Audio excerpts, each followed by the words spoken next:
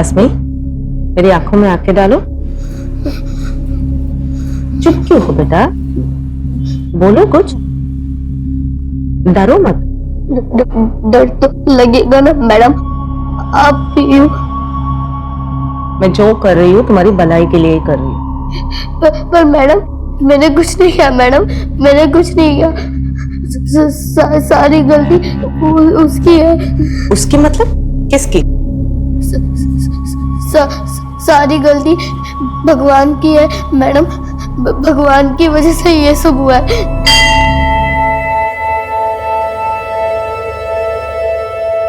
ऐसे क्या देख रहे हो बिना पलक झुककर? आपसे नहीं मांगूंगी तो किससे मांगूंगी? जवाब तो कभी दोगे नहीं, लेकिन जो मांगा है वो तो देना पड़ेगा ना। धमकी नहीं दे दी हूं, प्रार्थना करी हूं, सुननी तो पड़ेगी। 40 आके 25 दिन पूरे हो गए, बस 15 बाकी है। अब आपको मेरी दादी को भी ठीक करना है और हमें अमीर भी बनाना है।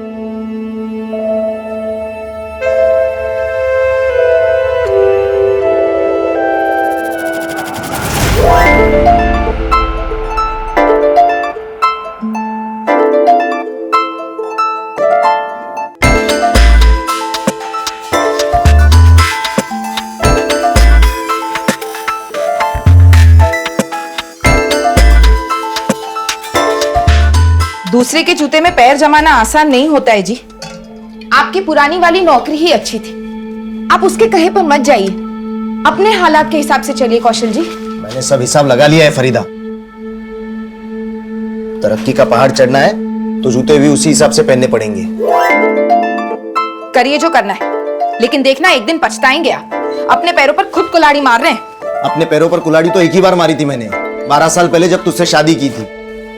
अब वो मार झेल के इतनी अकल तो आई है कि कभी किसी से मात नहीं खाऊंगा मैं। तो मैं भी आपको उसी तजुर्बे से समझा रही हूँ। अपना तजुर्बा घर संभालने में इस्तेमाल कर, मेरे काम धंधे में नहीं। देख मैं तुझे ना समझा।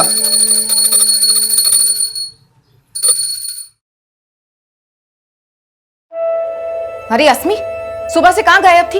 अब शक्ल दिखा रही है। क्या अस्मी सुबह से बाहर थी और तुम्हें कोई फिक्र ही नहीं है? खेलने गई थी। और आपको कब से पड़ी है अस्मी की? घर आके ये तक तो पूछा नहीं कहाँ है वो।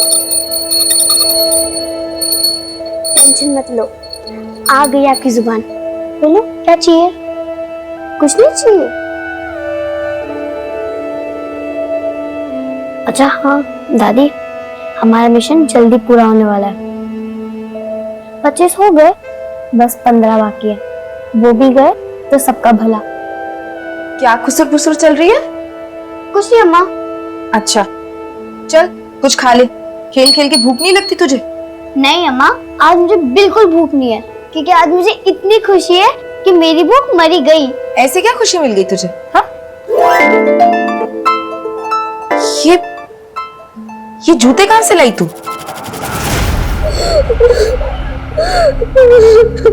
ठीक है, अब मैं कुछ नहीं पूछूंगी तुमसे, पर तुम्हें मेरी एक बात माननी पड़ेगी। तुम ये सारी बातें ना पुलिस नहीं, मैंने कुछ नहीं किया मैडम। डरने की कोई बात नहीं। नहीं मैडम, मैंने कुछ नहीं किया मैडम, मैंने कुछ नहीं किया मैडम।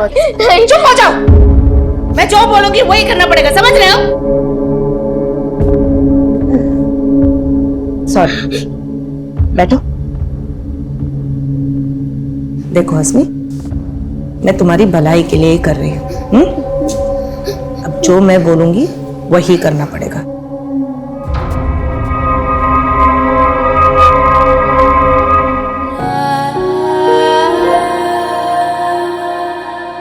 नमस्कार, आदाब। क्राइम पेट्रोल सतर्क के ब्लैक हेडलाइंस अध्याय के आज के एपिसोड में आप सबका स्वागत है। कहते हैं कि बच्चों का मन गीली मिट्टी के समान होता है।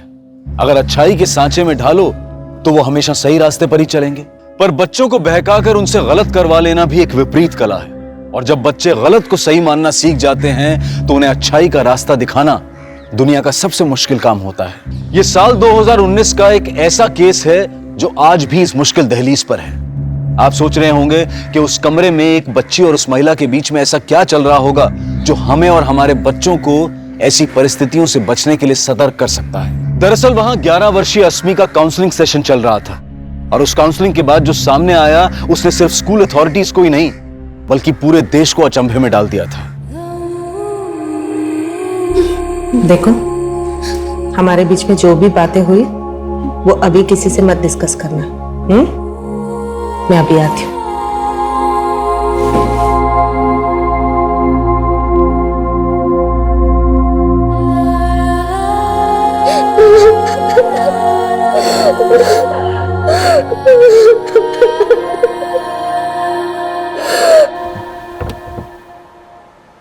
Nandini ji, how was the session?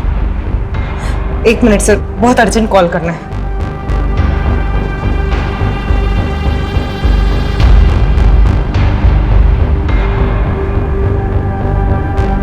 मैं एलएनसी पब्लिक स्कूल में रेगुलर सेशंस करती हूँ। आज एक बच्ची का काउंसलिंग कर रही थी अस्मी। जब काउंसलिंग कर रही थी, जो सच्चाई पता चला उससे मैं दंग रह गई।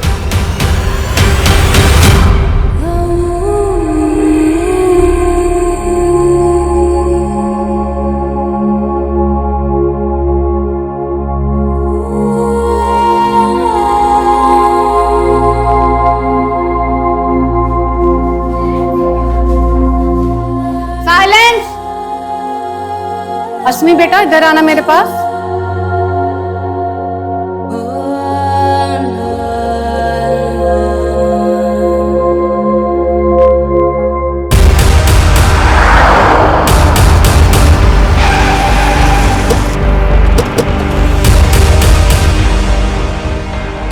हेलो सर, मैं नंदिनी सुरवाना। मैंने ही आपको फोन किया था। वो बच्ची अस्मी कहाँ है? अब वो अपने क्लासरूम में है सर। मैंने उसको समझा दिया कि वो किसी से कुछ ना कहे। मैंने स्कूल अथॉरिटीज को भी कुछ नहीं बोला है। एक्चुअली मुझे लगता है अथॉरिटीज में ही कोई कल्प्रिट हो सकता है। पूरे अथॉरिटीज में? जी, कोई एक नहीं है सर। अस्मी बोल रही थी उसके ऊपर 25 से भी ज्यादा लोगों ने शोषण किए। व्हाट? छोटी बच्ची पर 25 से ज्यादा लोगों ने शोषण किया? जी। जैसे आपकी चॉइस है, ठीक वैसा ही फ्लैट है हमारे पास, और वो भी एकदम प्राइम लोकेशन पे। सॉरी सेठ। आप लोग एक बार जाकर के वो फ्लैट देख लीजिए, है ना? कौशल जी। इनको वो कुतुब नगर वाला फ्लैट दिखा दो। जी सेठ। अगर आप लोगों को पसंद आ जाता है तो आगे की बात। सॉरी सेठ, घर से बार बार फोन आ रहा है। हेलो, तुझे कितनी बार बताया मुझे परेशान मत किया कर काम के वक्त। अरे सुनिए तो, अस्मी के स्कूल से फोन आया था आपको और मुझे तुरंत वहां बुलाया है। तुरंत बुलाया है? कहीं अस्मी ने फिर से कोई शरारत कर दी क्या?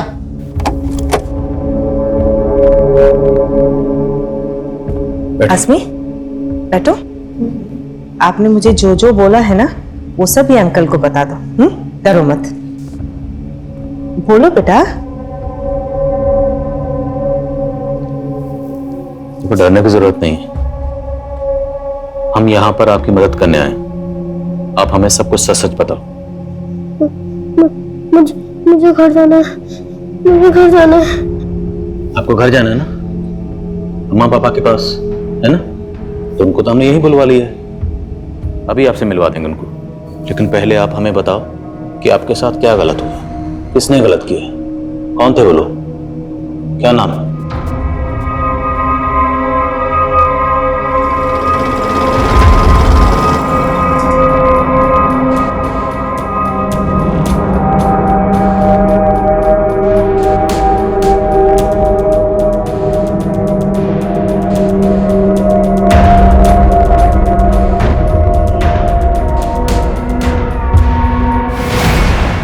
अस्मी अपने बयान से मुकर चुकी थी, लेकिन काउंसलर नंदिनी पूरे यकीन के साथ कह रही थी कि अस्मी का शोषण हुआ था।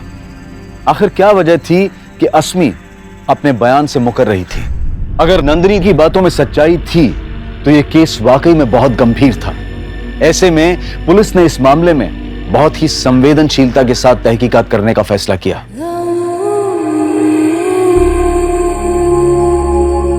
बच्ची के साथ कुछ गलत हुआ या नहीं हुआ, ये पता लगाना हमारी ड्यूटी है। मेडिकल करवा ले। हो सकता है अस्मी डर की वजह से सच ना बोल पा रही। सर देखिए, पहले कम तमाशा नहीं हुआ है हमारे बेटी के साथ। आप सोचिए सर, लोग तरह तरह की बातें करेंगे सर। और जरा सोचिए अस्मी पर क्या गुजरेगी इन सब बातों से। ठीक है कौशल, आप अस्मी को घर ले जा सकते हैं। जी सर।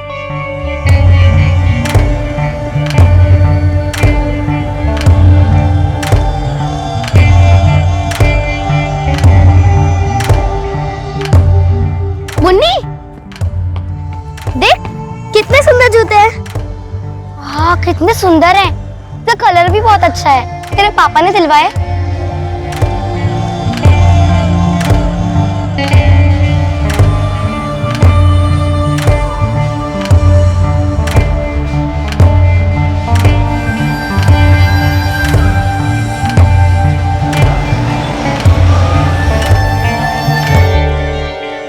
क्या सोच रहे हैं सर? क्या इसमें सच बोल रही है? झूठ। और काउंसलर नंदिनी झूठ क्यों बोलेगी? सर लेकिन सोचने वाली बात यह है कि नंदिनी को एक अनजान आदमी कॉल करता है और अस्मी का नाम लिए बिना वो इस स्कूल के किसी स्टूडेंट के लगातार शोषित होने की बात करता है। हेलो। आप नंदिनी स्वर्णा मैडम बोल रही है ना? हाँ जी, आप कौन? देखिए, अपना नाम तो मैं आपको नहीं बता सकता। नाम नहीं बता सकता? तो मुझे फोन क्यों किया? क्योंकि आप LNC पब्लिक स्कूल के बच्चों को ग्रुप काउंसलिंग देने जाती है ना। उस ग्रुप में एक बच्ची ऐसी भी है जिसका काफी लंबे टाइम से शोषण हो रहा है। क्या? किस बच्चे के बारे में बात कर रहे हो आप? अब ये तो आपको ही पता लगाना होगा मैडम। हेलो। और सर, नंदिनी इतने सारे स्टूडेंट्स में सिर्फ अस्मी को फिगर आउट करती है। पिछले सेशन में मैंने एक टॉपिक डिस्कस की थी, गुड टच और बैड टच। याद है आप सबको? अच्छा, आज तक उस सेशन के बाद किसी ने बैड टच महसूस किया है?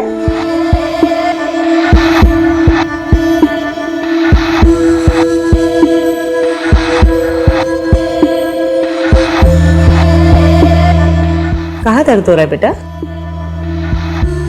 दर्द? नहीं मैडम, मुझे कोई दर्द नहीं हो रहा। तो हो सकता है नंदिनी को कोई गलतफहमी हुई हो। तुम कहना चाहते हो कि किसी कॉलर ने नंदिनी को फोन करके ये बताया कि आपके स्कूल की किसी बच्ची का शोषण हो रहा है और नंदिनी को ये गलतफहमी हो गई कि वो बच्ची अस्मी है, जबकि हो सकता है कि वो बच्ची इसी स्कूल की कोई दूसरी बच्ची हो सकता है सर।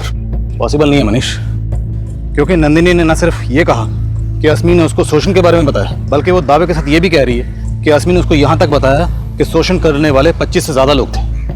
हमें सबसे पहले उन लोगों को ढूंढना होगा जो उस मासूम बच्ची का शोषण कर रहे थे, और उन्हें ढूंढने का जरिया है वो कॉलर जिसने नंदिनी को कॉल किया था। सर अगर आपका यही मानना है तो फिर हमें अस्मी का मेडिकल जल्दी करवा लेना चाहिए। हाँ, लेकिन अस्मी के बयान और उसके माँ बाप की मर्जी के बिना मेडिकल की परमिशन लेना आसान नहीं होगा। हमें पहले अस्मी के माँ बाप को कन्विंस करना होगा। सर अस्मी के आस पड़ोस और उसके दोस्तों में बात करके देखें, शायद कोई हिंट मिले।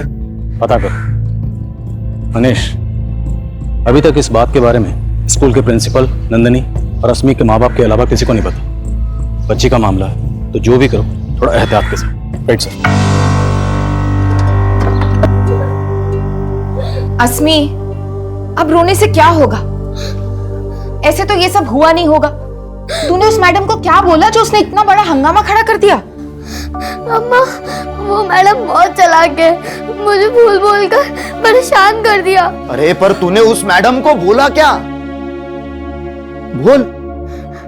पापा, मैंने उस मैडम को कुछ नहीं बोला। हाँ। वो झूठ बोल रही थी। अम्मा मालूम है तुमको भी सब कुछ जानना है, लेकिन अभी तुम्हारी घंटी का जवाब देने की हालत में नहीं है हम। हाँ बेटा तुम। अरे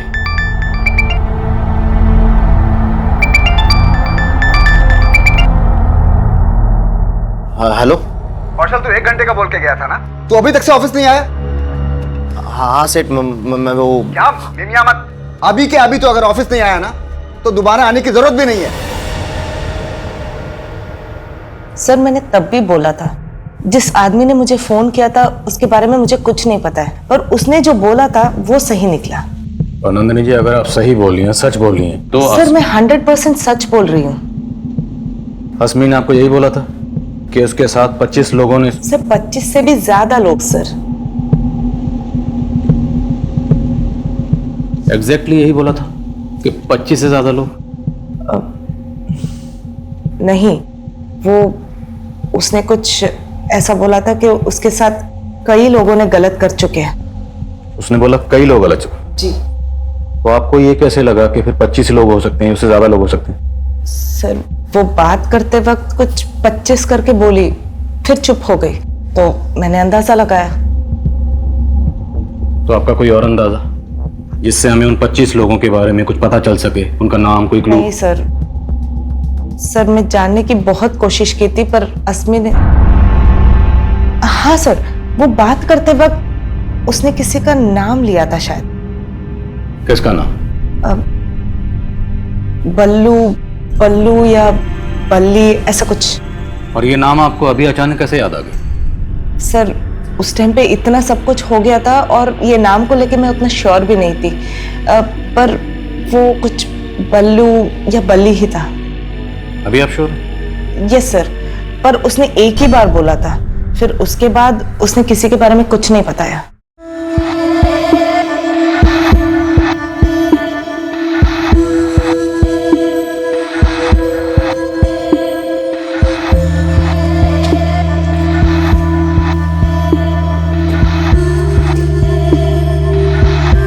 अरे मुन्नी,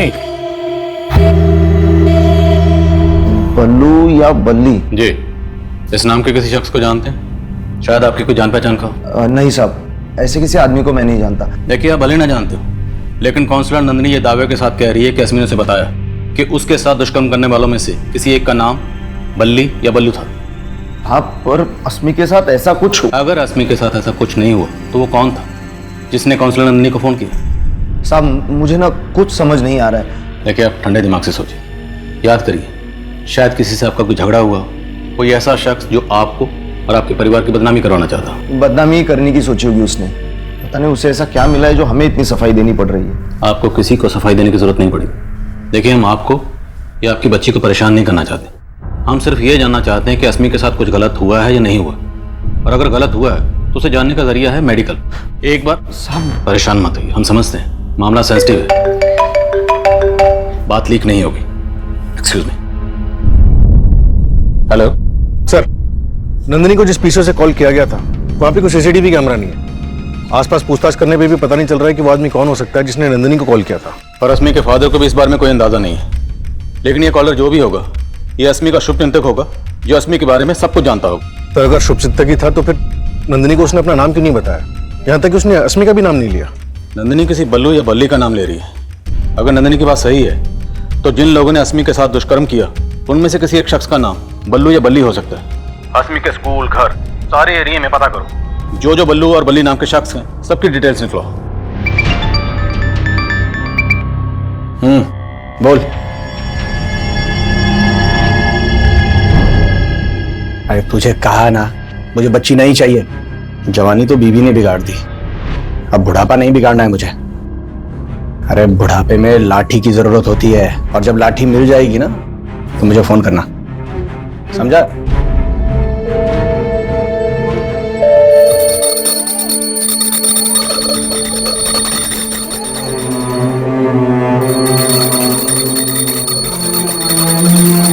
अम्मा, सिर्फ आप ही नहीं है अस्मी की फिक्र करने को, मैं भी उसकी अम्मा हूं। ये देखिए, सॉरी लिख कर गई है। अब क्या मतलब निकालूं मैं इसका?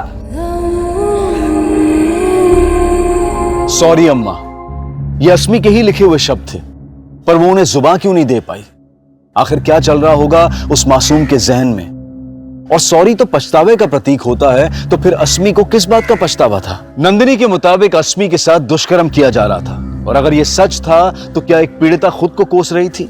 और अगर नहीं तो फिर उस सॉरी अम्मा के पीछे उस बच्ची के भाव क्या थे? इस केस को डील करना पुलिस के लिए बिल्कुल आसान नहीं था, और फिलहाल वो नंदिनी द्वारा बताए उस आदमी को ढूंढ रहे थे जिसका नाम बल्लू या शायद बल्ली था।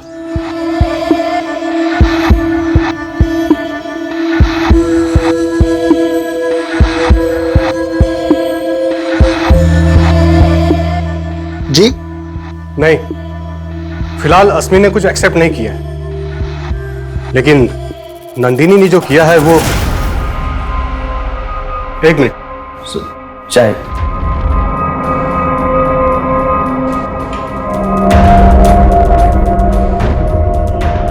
पुलिस अस्मी के स्कूल, घर, मोहल्ले, हर जगह बल्लू और बल्ली नाम के आदमी का अस्मी से कनेक्शन ढूंढ रही थी। लेकिन इस केस को सही डायरेक्शन देने के लिए पहले यह जरूरी था कि अस्मी का मेडिकल टेस्ट करवाया जाए, जिसके लिए पुलिस लगातार अस्मी के पेरेंट्स पर दबाव डाल रही थी।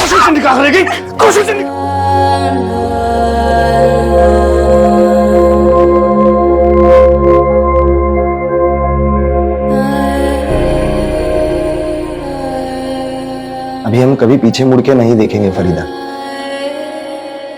हम साथ मिलके ये घर बसाएंगे अपने होने वाले बच्चों के साथ। क्या सोच रही हो? वही सोच रही हूँ जो पिछले 12 सालों से मेरा कलेजा काट रहा है। क्यों देखे थे हमने वो सपने? वो सपने नहीं होते तो हस्बी। देखो, जो बीत गया उसे याद करके हम आज नहीं बदल सकते। हर अंजाम के बाद एक नई शुरुआत करनी पड़ती है। हिम्मत से काम लो। पुलिस हमारे और अस्मी के साथ है। अस्मी का मेडिकल करवा लेते हैं।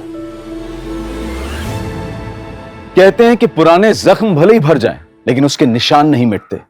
और अस्मी के केस में भी उसके माता पिता फरीदा और कौशल के पुराने जख्मों के निशान पुलिस के सामने आने वाले थे। सर, फिलहाल ऐसा कोई बल्लू या बल्ली नहीं मिला है जिसका अस्मी के साथ कोई कनेक्शन हो, लेकिन कौशल के पड़ोसियों से खबरी ने एक इन्फॉर्मेशन निकाली। फिर उसी स्त्री वाले ने बताया कि एक आदमी अस्मी, फरीदा और कौशल के बारे में पूछ रहा था। भाई साहब, ये लड़की वही है ना जिसके माँ बाप अलग अलग धर्म से हैं? वो आदमी कौन हो सकता है, फिलहाल इसका कोई लीड नहीं मिला। हो सकता है कि वो नंदिनी को कॉल करने वाला कॉलर हो या फिर अस्मी के साथ दुष्कर्म करने वाला। पर ये जो भी था, वो फरीदा और कौशल के अलग अलग मजहब होने के बारे में क्यों पूछ रहा था? इस बारे में फरीदा और कौशल से बात की? नहीं सर, फिलहाल उनसे कोई बात नहीं की है। लेकिन सर, उस स्त्री वाले ने एक और बात बताई है। ये फरीदा कौशल की दूसरी बीवी है। दूसरी बीवी? हाँ सर, 12 साल पहले अपनी पहली बीवी से अलग होने के बाद कौशल ने फरीदा से दूसरी शादी की थी। हम उसकी पहली बीवी का पता लगा रहे हैं सर। और मनीष, इन सब बातों का अस्मी के साथ हुए दुष्कर्म से क्या ताल्लुक हो सकता है? सर, हो सकता है सर, अस्मी के फादर का फोन आया था। वो अस्मी का मेडिकल करवाने के लिए तैयार है। सर, अस्मी सेक्सुअली एक्टिव है, वो भी काफी लंबे टाइम से। बच्ची का इतने अरसे से शोषण हो रहा है और वो लगातार झूठ बोल रही है। आखिर अस्मी की चुप्पी की वजह क्या है? आपको कुछ तो अंदाजा होगा, किसी पर तो शक होगा आपको। साहब, कुछ समझ में नहीं आ रहा। कौन होगा जिसने हमारे बच्चे के साथ ये सब? आपके घर के बाहर जो गणेश है स्त्री वाला, कुछ दिन पहले वहां एक आदमी आपकी बेटी अस्मी के बारे में पूछ रहा था।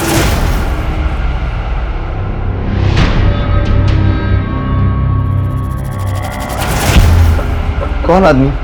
और ये तो गणेश भी नहीं जानता, लेकिन वो जो भी था, वो इतना जरूर जानता है कि शादी से पहले आपका और आपकी बीवी दोनों का मजहब अलग था। हो सकता है वो आपका या आपकी बीवी का कोई ऐसा रिश्तेदार हो जो नहीं चाहता था कि आप दोनों की शादी हो। साहब, ऐसे तो फरीदा के भाई को एतराज था हमारी शादी से, लेकिन उनकी तो डेथ हो गई है। और आपकी पहली बीवी, उसे कोई एतराज नहीं था, आप उसे छोड़ के फरीदा से शादी कर रहे थे। साहब, सरिता से मैं डिवोर्स ले चुका हूँ। डिवोर्स की वजह जान सकता हूँ? साहब, हमारे बीच बनती नहीं थी। देख रही है, थक करके काम से लौटाओ, पानी तक नहीं दे सकती। तुमको नहीं दिख रहा है मैं भी काम कर रही हूँ, खुद भी तो ले सकते हो ना। हाँ, चाय भी मैं ही बना लेता हूँ, रात का खाना भी बना लूंगा। हाँ तो ठीक है ना, बना लो। तुम्हारी बीवी हूँ, नौकरानी नहीं। क्या कहा तूने? बीवी? अरे बीवी कहलाती है, लेकिन एक बच्चा नहीं दे सकती मुझे। तो आपकी पहली बीवी सरिता से डिवोर्स लेने की एक वजह यह भी थी कि उसे बच्चा नहीं हो रहा था। सबसे बड़ी वजह सरिता का स्वभाव था साहब। बहुत झगड़ालू थी वो, और ये 12 साल पहले की बात है साहब। इससे अस्मी के साथ जो है उससे क्या वास्ता? सर, शायद कोई वास्ता हो। वो आदमी जिसके बारे में गणेश बता रहा था, हो सकता है कौशल की पहली बीवी के साथ उसका कोई ताल्लुक हो। उस आदमी को ढूंढना तो पड़ेगा, और उस कॉलर को भी जिसने काउंसलर नंदिनी को फोन किया था। वो वाकई अस्मी का शुभचिंतक है, जिससे शायद पता है कि अस्मी के साथ ये दुष्कर्म किसने किया था। सर, लेकिन कॉलर को ढूंढने को जरिया भी तो नजर नहीं आ रहा। मनीष, जरिया ढूंढना पड़ेगा, क्योंकि कोई एक बल्लू या बल्ली नहीं है, 25 से ज्यादा लोग हैं जिन्होंने बच्ची के साथ दुष्कर्म किया। और ये कोई भी हो सकता है, अस्मी के मोहल्ले, रिश्तेदारों में, स्कूल में से कोई भी हो सकता है। घुस जाओ और पता लगाओ सबका। मैं काउंसलर नंदिनी से मिलता हूँ, शायद उससे कोई क्लू मिले। सर, उस दिन जब मैं अस्मी से बात कर रही थी, वो एक ऐसी चीज बोली जो बहुत अजीब था। क्या बोला उसने? पहले तो लगातार बोल रही थी इन सब चीजों में उसकी कोई गलती नहीं है, फिर बाद में अचानक से उसने एक चीज बोला। सारी गलती भगवान की है। भगवान की गलती? हाँ सर, मैंने कोशिश की ये जानने के लिए उसने ऐसा क्यों बोला, पर उसने कुछ नहीं बताया। एक मासूम बच्ची जिसके साथ 25 से ज्यादा लोग दुष्कर्म कर रहे थे, उस गलती को भगवान की गलती क्यों बोलेगी? सर, पूछताछ में ये भी सामने आया कि अस्मी अक्सर एक मंदिर जाया करती थी। मंदिर? सर, सर अस्मी के स्कूल में एक पियोन है जिसका नाम बल्लेश्वर है, और पता चला कि उसके घर वाले उसे बल्ली भी कहते हैं।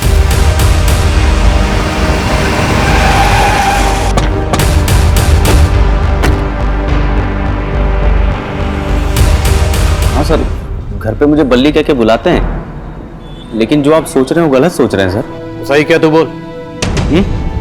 तेरे डर की वजह से अस्मी चुप है ना? सर आप गलत सोच रहे हैं, मैं वो नहीं। सही बोल रहा है, क्योंकि तू अकेला नहीं था, तेरे साथ और भी बहुत लोग थे। कौन थे बोलो?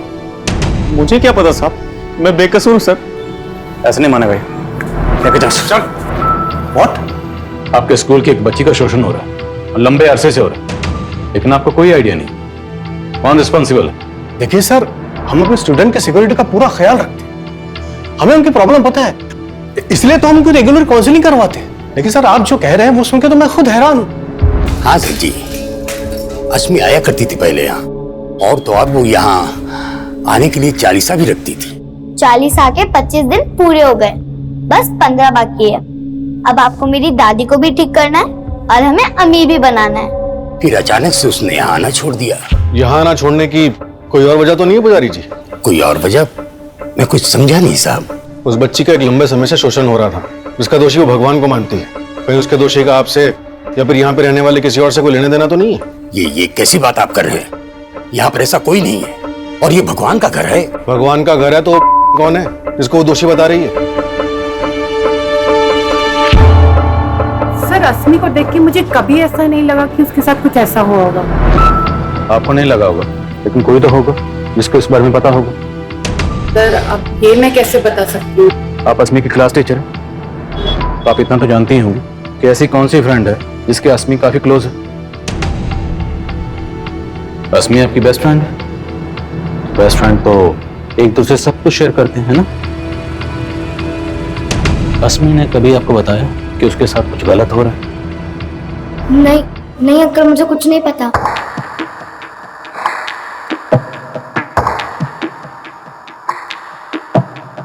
मुझे शक है ये मुन्नी जरूर कुछ छुपा रही है। पता करो मेरा शक कितना सही है। Okay sir. देखते ही देखते खबर चारों तरफ फैल गई।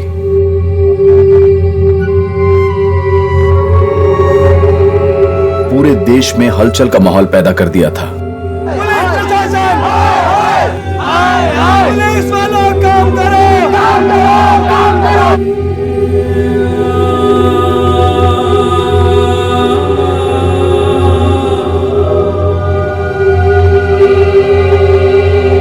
लेकिन सवाल यह था कि इतना सब सहने के बावजूद अस्मी चुप क्यों थी? और वो कॉलर कौन था जिसको पुलिस अस्मी का शुभचिंतक मान रही थी? और अगर वो शुभचिंतक था तो फिर वो सामने क्यों नहीं आ रहा था? देखिए, अपना नाम तो मैं आपको नहीं बता सकता। और वो कौन था जिसके बारे में गणेश ने बताया था? इन सभी कड़ियों को जोड़ने के लिए पुलिस अब कौशल की पहली बीवी सरिता से भी मिलना चाहती थी।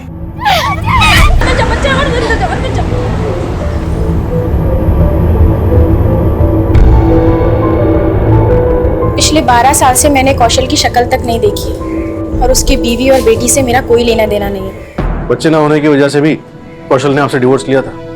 कहीं इसी जलन में आपने कौशल का बदला उसकी बेटी से तो नहीं लिया? इतनी गई गुजरी नहीं हूँ मैं। कौशल के मुझे छोड़ने की वजह फरीदा थी। एक तरफ वो मेरे साथ रह रहा था और दूसरी तरफ उस फरीदा से इश्क लड़ा रहा था।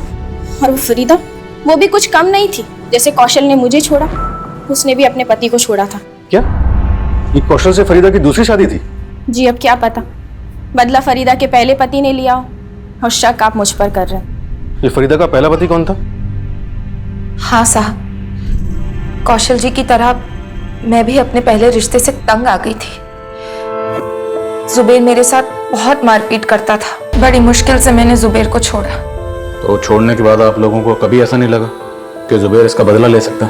साहब 12 साल पुरानी बातें हैं। पर जुबेर आया था। हमने आपके घर के सामने जो स्त्री वाला गणेश, उससे पूछा, उसने कंफर्म किया।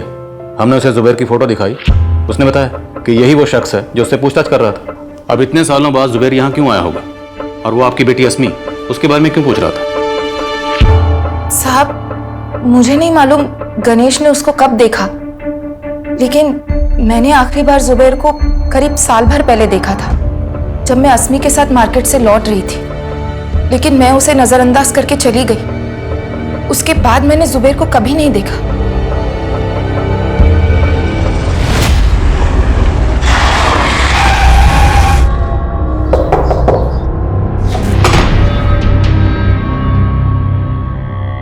जी सर, वहाँ तो मैं अपने काम से गया था, मुझे तो पता भी नहीं था फरीदा वहाँ रहती है। अचानक मेरी नजर उस पर पड़ी, लेकिन तू फिर भी वहाँ गया? सर मैंने कहा ना, मैं काम के सिलसिले में वहाँ बार बार जाता रहता हूँ। अगली बार जब गया तो मैंने उस लड़की को देखा, तो मैंने उसके बारे में पूछ लिया। सिर्फ पूछा ही नहीं, तूने कौशल और फरीदा से बदला लेने के लिए उनकी बेटी अस्मी के साथ दुष्कर्म करने का प्लान भी बनाया। कैसी बात कर रहे हैं सर? जिस दुष्कर्म का इल्जाम आप मुझ पर लगा रहे हैं, कौशल तो उसे मेरी बेटी समझता है। तेरी बेटी? हाँ सर, अगर उसमें बच्चा पैदा करने की हिम्मत होती ना तो पहली बीवी से कर लेता। सर आप बेकार का इल्जाम मुझ पर लगा रहे हैं सर। मैं तो आज भी अनाथ का बाप बनके बच्चा गोद लेने की कोशिश कर रहा हूँ। साहब, कौशल जी ने कभी ऐसा शक नहीं किया मुझ पर। अब तो मुझे भी पक्का लग रहा है कि जुबैर हमसे बदला लेने के लिए ऐसी बातें कर रहा है। वही है, जुबैर हमको घुमा तो नहीं रहा? उठा के तोड़े सर उसे, हो सकता है। सर अस्मी की फ्रेंड मुन्नी के बारे में हमने पता किया। मुन्नी का उसके फादर के अलावा कोई नहीं है। और सर कुछ दिन पहले तक अस्मी मुन्नी के घर में आया जाया करती थी, लेकिन अभी नहीं आती। तुम कहना चाहते हो कि मुन्नी अगर कुछ छुपा रही है तो अपने फादर की वजह से छुपा रही है? मैं स्कूल जाऊंगी तो पुलिस अंकल फिर से वही सवाल पूछेंगे, इसलिए अब मैं स्कूल ही नहीं जाऊंगी पापा। नहीं मुन्नी, तुम स्कूल जाना नहीं छोड़ सकती। तुम्हें डरना नहीं है, हिम्मत से काम लेना है, समझी?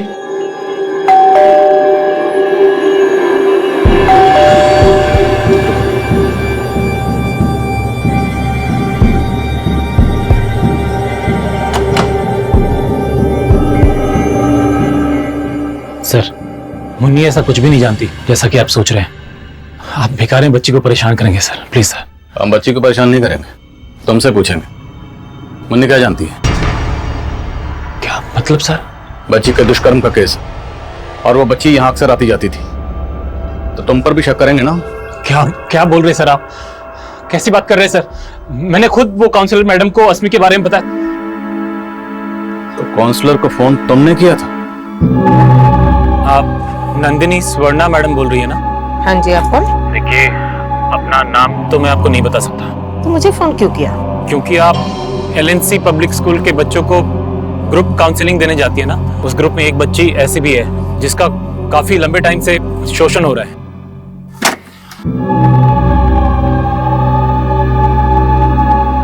मैंने जानबूझ के अपना नाम नहीं बताया था क्योंकि मुझे लगा वो सब बातें उठेंगी तो फिर मुन्नी को भी आपके सवालों के जवाब देने होंगे सर। इसका बुरा असर पड़ता उस पर। मैं नहीं चाहता था सर। तो तुम्हें ये सब बातें किसने बताई? मुन्नी ने? हाँ सर, अस्मी ने सिर्फ मुन्नी को ही वो सारी बातें बताई थी। अंकल रश्मि मेरी बेस्ट फ्रेंड है, लेकिन एक बार मेरी उससे खट्टी हो गई थी। मुन्नी देख कितने सुंदर जूते हैं। वाह कितने सुंदर हैं। इसका कलर भी बहुत अच्छा है। तेरे पापा ने दिलवाए? तो फिर सीक्रेट है, मत बता। अब मैं तुझसे तभी बात करूंगी जब मेरे भी पैरों में ऐसे जूते होंगे। मेरे पापा दिलवाएंगे मुझे। मुन्नी, तेरे पापा तुझे इतने महंगे जूते दिलवा सकते हैं, लेकिन मेरे नहीं। मंदिर के बाहर मिले थे, मन किया कि एक बार पहन लूं, तो पहन के आ गई। तूने चोरी की?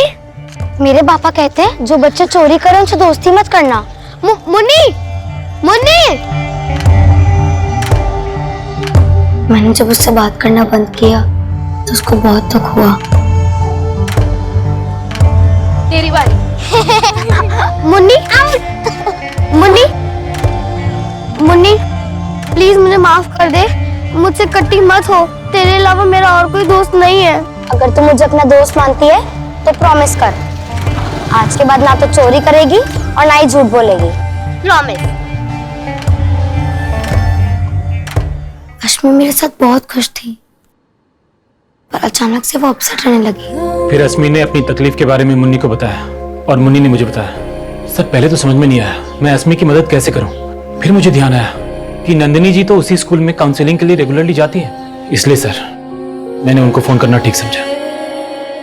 मुन्नी, आप और अस्मी बेस्ट फ्रेंड है ना? तो बेस्ट फ्रेंड तो एक दूसरे से झूठ नहीं बोलते। तो आप हमारे लिए अस्मी से एक बार फिर से पूछोगे कि उसे तकलीफ किसने दी, कौन थे वो लोग?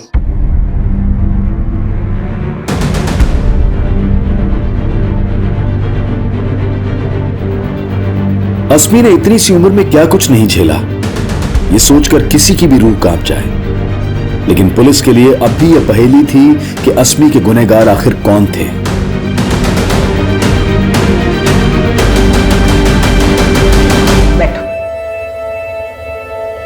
मैडम, आप मुझे यहाँ पर क्यों लेकर आई है? आप मुझे पनिश करने वाली हैं? नहीं अस्मी, मैं आपको पनिश नहीं कर रही हूँ। मुझे आपसे कुछ बात करनी है। आपके बाद बाकी बच्चों से भी बात करूंगी, और आपसे पहले, क्योंकि आप स्पेशल हो। मैं स्पेशल हूँ? इसीलिए तो बुलाया है। अच्छा, अभी एक गेम खेलेंगे। रेडी? ठीक है, मैं जो भी क्वेश्चन पूछती हूँ उसका फटाफट जवाब देना है। दोगे? आपका फेवरेट क्या है, चॉकलेट या आइसक्रीम? चॉकलेट। डैडी या मम्मी? अम्मा। Favourite person? दादी। वेरी गुड, ये गेम में तो आप जीत गए। अभी हम दूसरा गेम खेलते हैं। मैं जो बोलती हूँ वो करना पड़ेगा, करोगे? अच्छा, अभी आप हाथ लेके जाके कान खींचो। हाँ। कान खींचते हो तो अस्मी को कहाँ दर्द होता है? कान में। नाक खींचते हो तो कहाँ दर्द होता है? नाक में। और खांसते हो तो कहाँ दर्द होता है? तो ये दर्द कहीं उस बैड टच की वजह से तो नहीं है, जिसके बारे में मैंने पिछले क्लास में सारे बच्चों को बताया था? नहीं मैडम। यस भी और नो भी। मतलब ये दर्द उस बैड टच की वजह से है, पर आप मुझे बताने से डर रहे हो, है ना?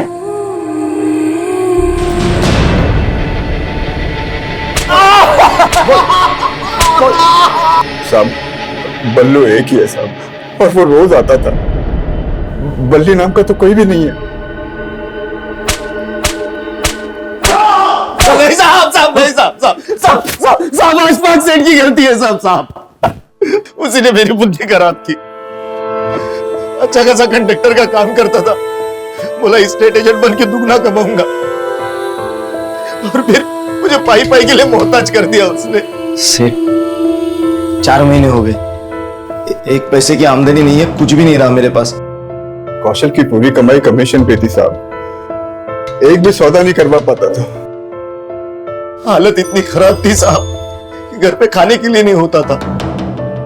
ये लो, खा लो, और अपने अशफाक सेठ को भी बुला लो दावत पर। पैसा तो चाहिए ना साहब, लेकिन पैसा देने के बजाय वो अपना उधार वसूलने के लिए मेरे घर पे आके हंगामा करता था। पहले कौशल की नौकरी छुड़वा दी, फिर उससे मजदूरी कराकर उस पर उधार चढ़ा दिया, और अब वही वसूलने आ गए हो। एक पैसा नहीं देगा कौशल तुम्हें। निकल जाओ यहाँ से। निकल जाऊंगा, और तुमसे पैसा भी नहीं मांगूंगा, लेकिन उसके बदले में तुम्हें भी मुझे कुछ देना होगा। साहब, जब मैंने कौशल को अशफाक की नीयत के बारे में बताया तो वो ऐसे निकले थे जैसे उसे मार ही डालेंगे। तू सेठ होगा इस दुकान का, लेकिन मेरी बीवी से ऐसे बोलेगा तो तेरा थोबड़ा बिगाड़ दूंगा मैं। अरे तू अपनी किस्मत बिगाड़ रहा है। तेरे को मैं सिर्फ ऊपर से पैसा ही नहीं दूंगा, तेरा सारा कर्जा माफ कर दूंगा। कौशल गए थे मेरी आबरू का बदला लेने, लेकिन खुद बिक गए। आप ऐसा बोलेंगे, मैं कभी सपने में भी नहीं सोच सकती थी। सपने मैंने भी बड़े बड़े देखे थे फरीदा, पर अब खाने के लाले पड़े, और ऊपर से माँ की दवाई का खर्चा। अरे तो हाथ पैर सलामत है ना आपके, कोई और काम क्यों नहीं ढूंढ लेते आप? अरे कोई और काम कैसे ढूंढूं मैं? उन्होंने खुद से हार मान ली थी और मैं उनसे हार गई। मुझे मजबूर कर दिया था साहब। आए दिन मुझे अशफाक के पास जाना पड़ता था, और कौशल ने धीरे धीरे मेरे अपमान में ही अपनी आराम की जिंदगी ढूंढ ली थी। और जब अशफाक का मन मुझसे भर गया तो वो... अगर तेरे को 5,000 चाहिए ना, अपनी बेटी को भेज देना। मैं इसके खिलाफ थी, लेकिन फिर हार गई। उस राक्षस के पास भेजने के लिए कौशल अस्मी को भी हमारी गरीबी का वास्ता देने लगा साहब। गरीबी का वास्ता देकर तुम लोगों ने अस्मी को यह पट्टी पढ़ाई कि वो जो कर रही है सही कर रही है, और अपना गुनाह छुपाने के लिए उससे चुप रहने का नाटक भी करवाया। पर तुम्हें यह अंदाजा नहीं था कि अस्मी का दर्द बांटने वाली उसकी सहेली भी है, मुन्नी, जिसको अस्मी ने सब कुछ बता दी। उस मासूम बच्ची के जहन में तुमने जो उल्टी सीख भरी, उसे मिटाना कितना मुश्किल होगा इसका अंदाजा है तुम्हें? तुम मां हो ना उसकी,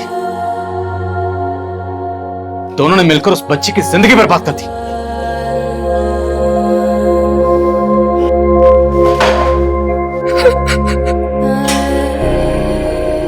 ऐसे दुष्कर्मों से जुड़े केसेस को लेकर हम सालों से अफसोस जता रहे हैं, कभी कैंडल मार्च निकालकर तो कभी धरना देकर। हम ऐसे घिनौने आरोपियों को सख्त से सख्त सजा दिलवाने की मांग करते हैं और अदालत भी ऐसे आरोपियों के प्रति कड़ा रुख अपनाती है, लेकिन फिर भी ऐसे अपराध रुकने का नाम नहीं ले रहे हैं। लेकिन इस केस का सबसे हैरान कर देने वाला पहलू यह है कि जिस गुनाह के लिए अस्मी के माता पिता को सजा मिलने वाली है, उस गुनाह को अस्मी उनका गुनाह नहीं बल्कि अपनी जिम्मेदारी समझ रही है। उसका सॉरी अम्मा लिखने का भाव भी यह था कि वो मासूम समझ रही थी कि वो सारी बातें सबके सामने लाकर उसने अपने पेरेंट्स का भरोसा तोड़ा है, इसलिए वो सॉरी फील करती है। अब सोचे कि उस बच्ची को समझाना क्या आसान होगा कि उसके माता पिता उससे कुछ भी सही नहीं करवा रहे थे। और मान लीजिए कि अगर एक उम्र के बाद उसको एहसास होता भी है कि उसके माँ बाप उसका शोषण कर रहे थे, तो उसके दिल पर क्या गुजरेगी। बचपन में जब कुछ एक गलत शुरुआत से शुरू होता है तो उसे फिर से सही और नई शुरुआत दे पाना हमेशा मुश्किल होता है। जिंदगी और मौत के बीच बस एक सांस की दूरी होती है, या ये कहें कि एक गोली की दूरी। अभी सांस है, अभी नहीं। यही हुआ था दिल्ली से सटे नोएडा में इसी साल कुछ ही महीनों पहले। दिन दहाड़े खुली सड़क पर कुछ लोगों की निर्ममता से हत्या की गई। पूरा शहर सन रह गया, मानो उस खून से सने चिथड़े हर गली हर मोहल्ले में जा गिरे हों। नमस्कार, आदाब। क्राइम पेट्रोल सतर्क के ब्लैक हेडलाइंस के अध्याय के आज के एपिसोड में आप सबका स्वागत है। आज के एपिसोड में हम इंसानी रिश्ते, उनके सपने और लालच के चक्रव्यूह में फंसे उन लोगों की जिंदगी को देखेंगे जो एक खतरनाक अंजाम पर जा पहुंची थी।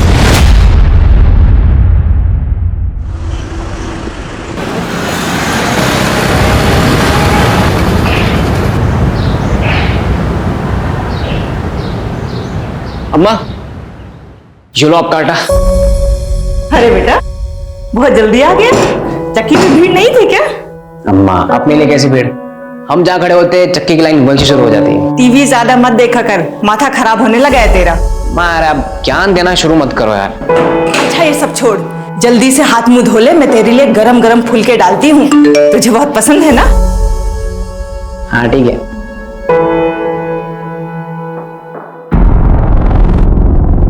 अम्मा, मैं आता हूँ। अरे कहाँ जा रहा है? अरे मैं यूं गया, फुलके डालो ना। अरे बेटा खाना तो खा के जा। मैं आ रहा हूँ।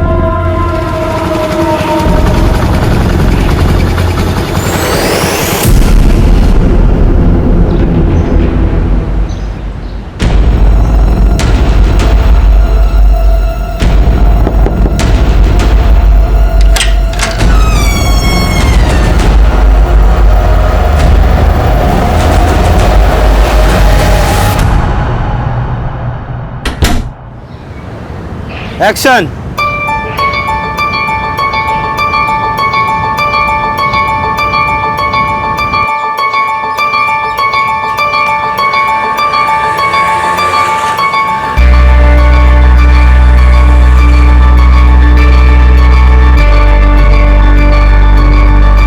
एक्सक्यूज मी, ये आपका वॉलेट वहां गिर गया था।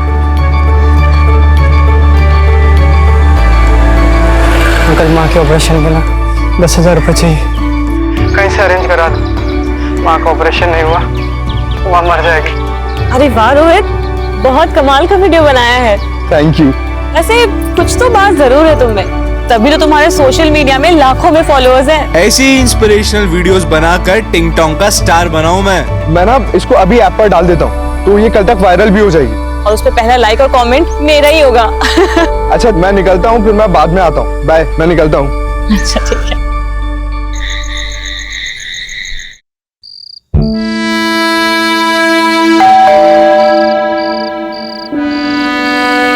इस वक्त कौन हो सकता है?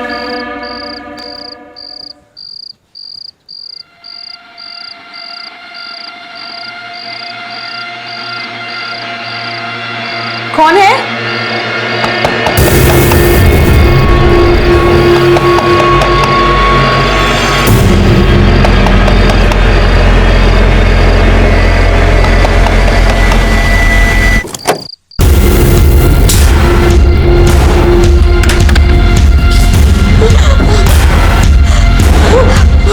देखो मेरे पास बता दो, कौन हो तुम?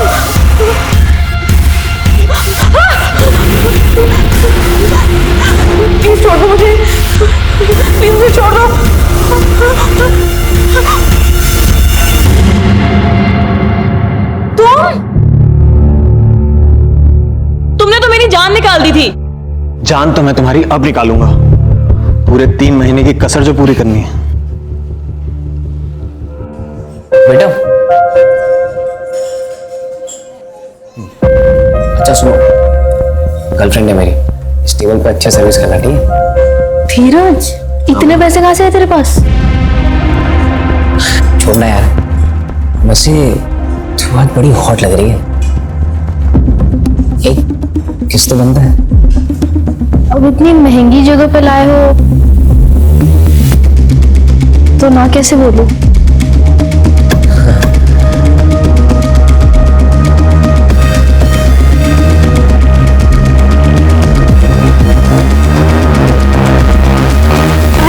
बस बस, सारी कसर तुम्हें आज ही पूरी करनी है क्या? थोड़ा रेस्ट भी कर लो। अच्छा, तुम्हारे लिए कुछ खाना बनाऊं? क्या खाओगे तुम?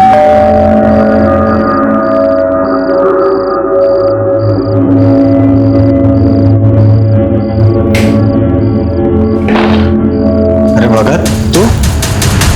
भैया आपका फोन लग क्यों नहीं रहा है? मैडम आपसे बात करना चाहती है। अरे यार बैटरी खत्म हो गई, ला दे। हेलो, क्या बात है, जब से बीवी के पास गए हैं हमें भूलने लगे हैं। अरे तुम्हें भूल सकता हूँ क्या? तुम तो मेरी जान हो। अच्छा विवेक, अब जब नोएडा पहुंच ही गए हो तो अपने यूपी, दिल्ली, हरियाणा के सारे काम निपटा लो और फिर आ जाओ यहाँ अपनी जन्नत गोवा में पूरे 2 महीने के लिए। क्या कहते हो? तुम्हारा आदेश सर आंखों पे। Bye, good night, love you.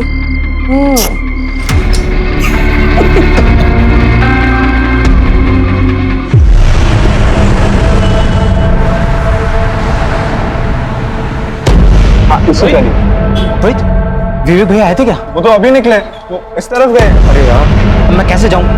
उनका फोन भी नहीं लगा। मेरी बाइक ले जाओ ना, हेलमेट भी है उस पे। चलो चाबी।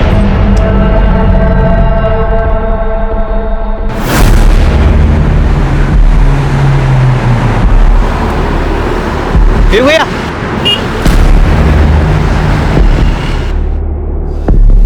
क्या हुआ भगत? भैया ठाकुर अभी अभी निकला है।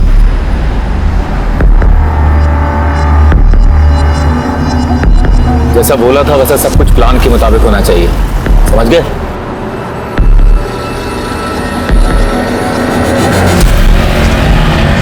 पतंग का बोला उसको आगे मोड़ पे खड़ा है।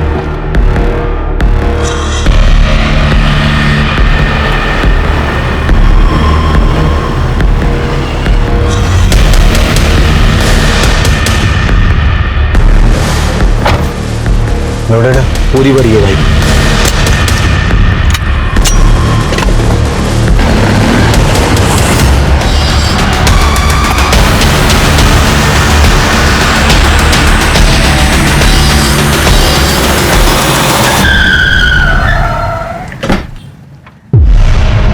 बाहर निकल, बाहर निकल।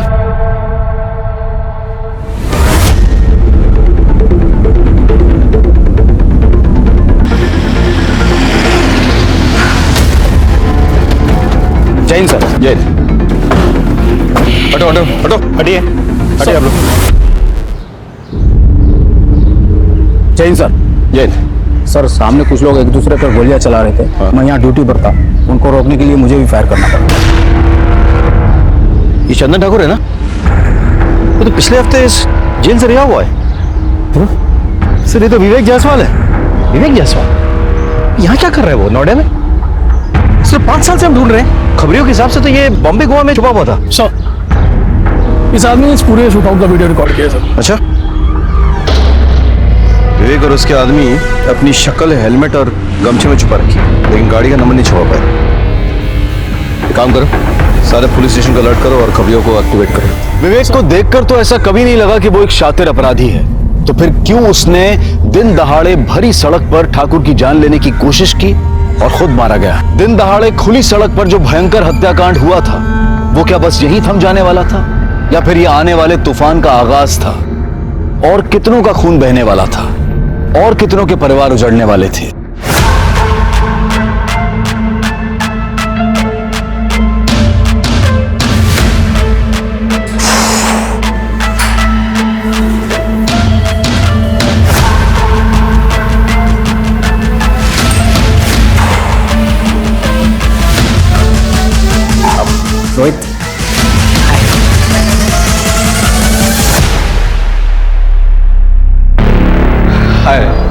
ये मेरी फ्रेंड है काजल। हाय काजल। हाय, मैं आपकी बहुत बड़ी फैन हूँ। Thank you so much. So Dheeraj, she is your normal friend और स्पेशल फ्रेंड? स्पेशल फ्रेंड मतलब मेरी गर्लफ्रेंड है भाई। I thought so. देखिए, मैं आपकी तरह वीडियोस भी बनाती हूँ। Sure sure.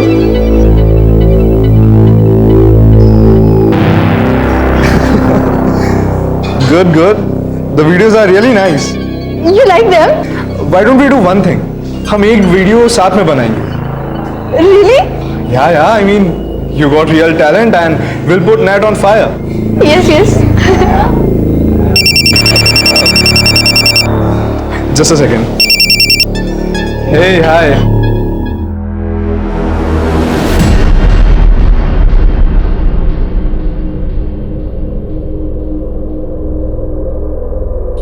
क्या हुआ? सब ठीक है ना? No, I'm fine. अच्छा, I'll leave. I'll see you guys later. Bye bye.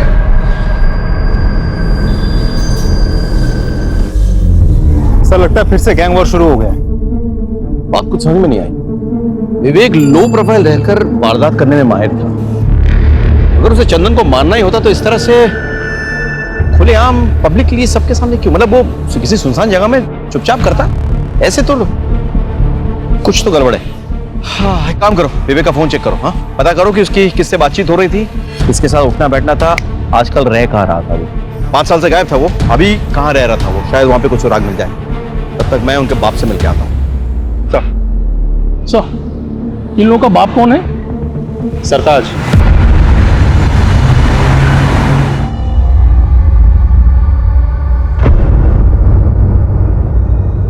सरकार, आप? मुझे लगा ही था आप ही होंगे। अच्छा, भविष्यवाणी करने की दुकान खोल रखी है क्या? नोएडा में इतना बड़ा कांड हो गया, मुझसे मिलने तो आना ही पड़ेगा ना। अलग खबर थी, यानी कि कांड तुमने करवाया? देखो सर, इस कांड में मेरा कोई हाथ नहीं है ये, लेकिन 2 साल पहले ठाकुर ने अपना खुद का काम शुरू कर दिया और जो काम मैंने विवेक को सौंप रखा था उसके धंधे में भी हाथ डाला। फिर दोनों दुश्मन हो गए। बस इससे ज्यादा मुझे कुछ नहीं पता। 24 घंटे की मोहलत देता हूं, तफसील से सारी जानकारी चाहिए मुझे। 24 घंटे।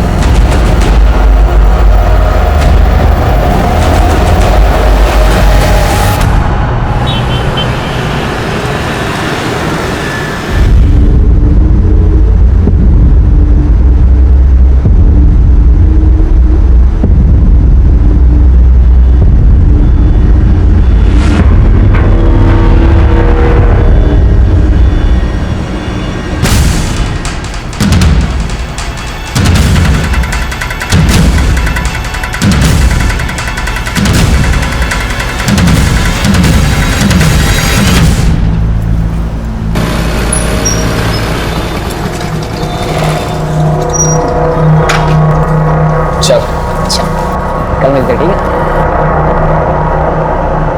यहाँ क्या छुपा रहा है? कोई सरप्राइज है? ये कुछ नहीं है। तू मेरा अलावा किसी और से डेट कर रहा है ना? उसी के लिए लेना है गिफ्ट? तू पागल हो गई है क्या? तो दिक्कत क्या है? दिखा ना। काजल से दिखा ना, ऐसा कुछ नहीं है मेरे पास।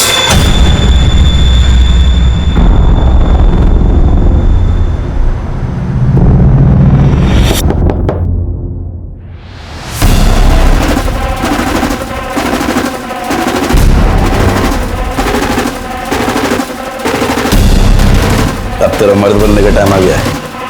तो पकड़। अरे मर्दानगी मुबारक हो।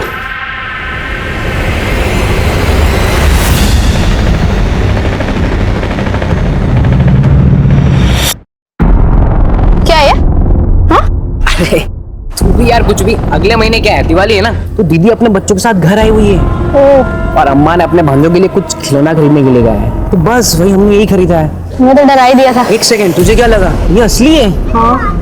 हम कोई गैंगस्टर बनने वाले हैं क्या? वो धीरे बोल, कोई सुन लेगा। हाँ, तो हम किसी से डरते हैं क्या? नोएडा के होने वाले बादशाह हम क्या? बादशाह। हाँ।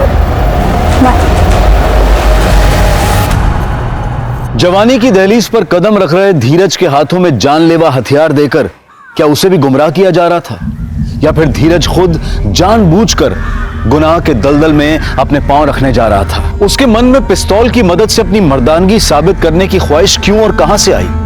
और अभी अभी घटी घटना का 17 साल के धीरज से क्या वास्ता था?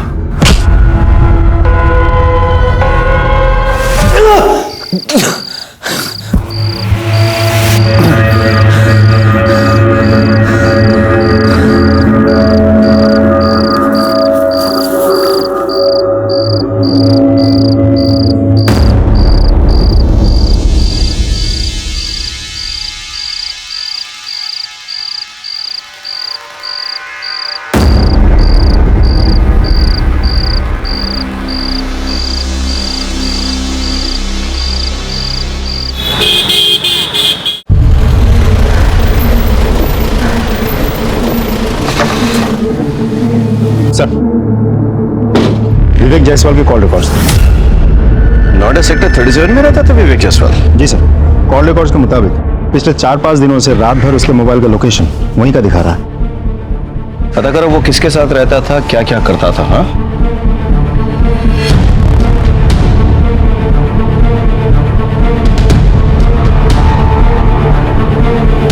इस घर में जो आदमी रहता था उसके साथ कोई और भी रहता था? हाँ साहब, उनकी बीवी रहती थी, उनसे ज्यादा बातचीत नहीं थी हमारी। और दोनों के अलावा किसी और के भी आना जाना था? हाँ साहब, एक आदमी आता था। एक दिन मैं मार्केट जा रही थी तो उस आदमी के साथ में जाता हुआ मैंने देखा।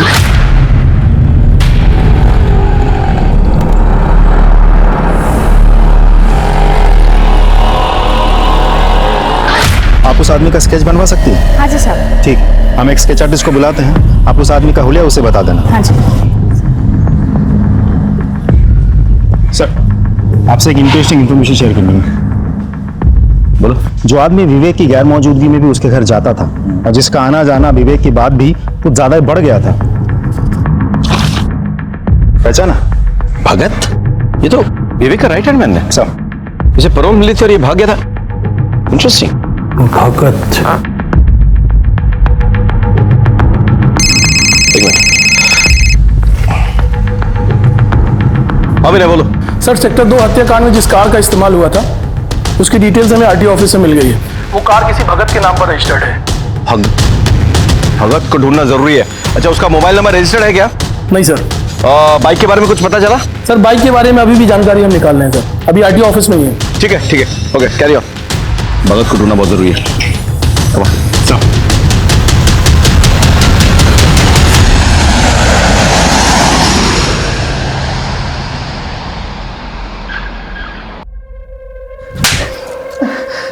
ये सब हुआ कैसे और तू कहां मर गया था तब?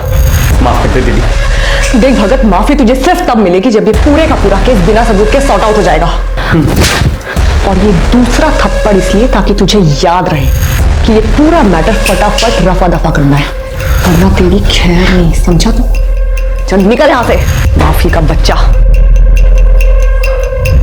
मैं गोवा रिटर्न जा रही हूँ, एक फ्लाइट की टिकट कराओ फटाफट। सर, सेक्टर 2 हत्याकांड में जिस बाइक का इस्तेमाल हुआ था उसकी डिटेल्स मिल गई है। एक मुकेश नाम का बंदा है सर, बाइक उसी के नाम रजिस्टर्ड है। मुकेश को बाहर बिठा कर रखा है। भेजो उनको। सर।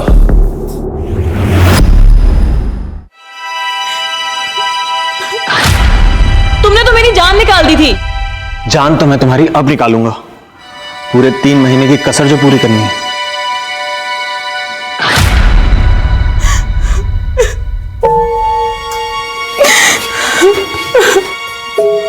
भाभी, खाना खा लीजिए भाभी। अरे ऐसा कब तक चलता रहेगा? अगर ऐसे चलता रहा तो ये खूबसूरत चेहरा मुरझा जाएगा। अब किसके लिए अपनी खूबसूरती बचा कर रखूं? जिसके लिए सजती संवरती थी वो तो हमेशा के लिए छिन गया मेरे से। सर, ये मुकेश और ये सुरेश है सर, ये दोनों फोटो स्टेट की दुकान चलाते हैं। इन्हें सेक्टर 2 वाले हत्याकांड की वीडियो दिखा। सर,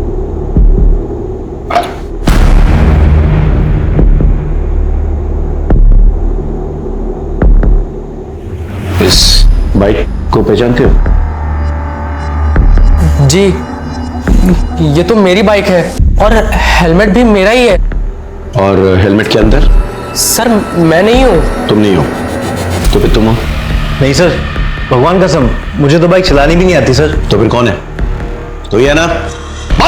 नहीं साहब, मुझे स्लिप डिस्क है, बाइक चलाने से दर्द बढ़ता है और सुरेश को तो बाइक चलाना आता ही नहीं।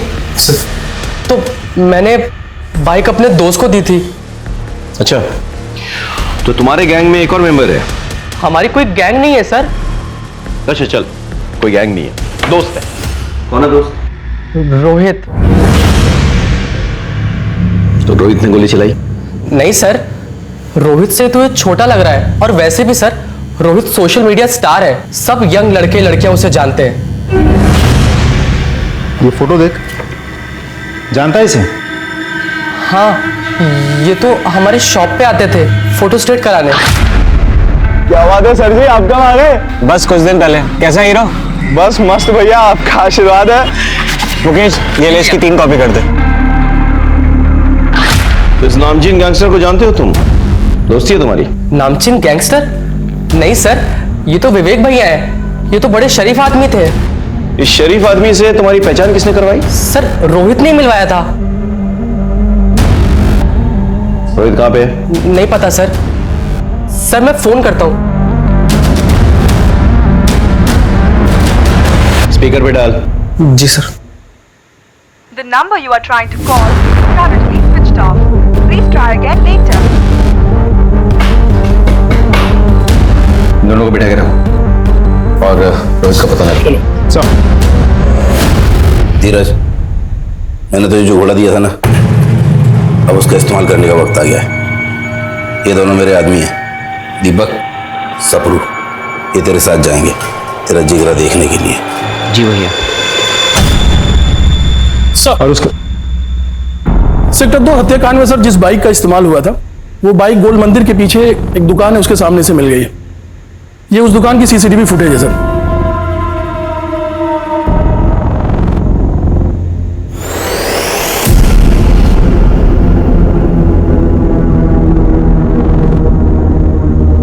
आसपास पता लगाओ किस तरफ निकले। सर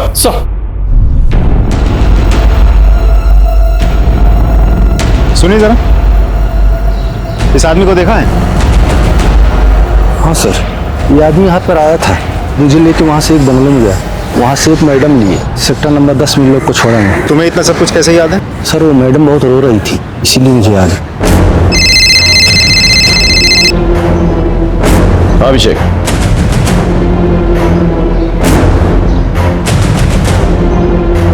अच्छा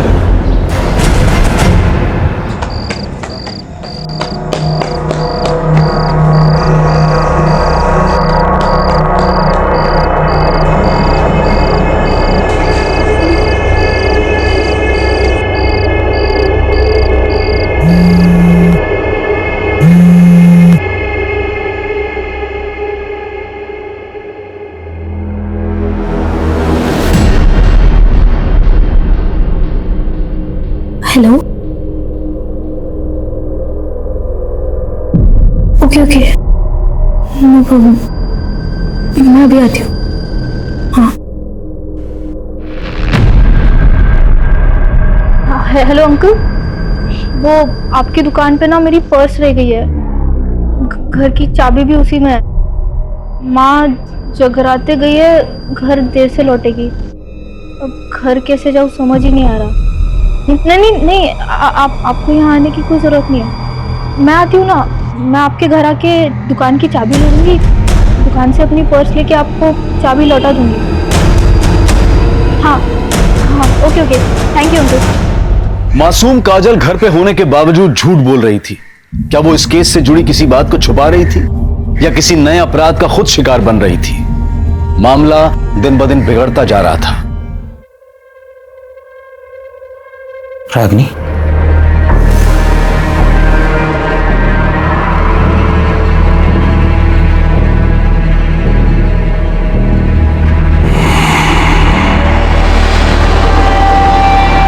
काजल कितने सारे मिस कॉल्स?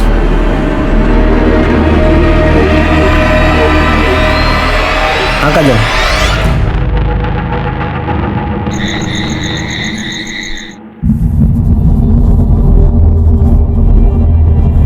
आप विवेक की पत्नी हो ना? जी।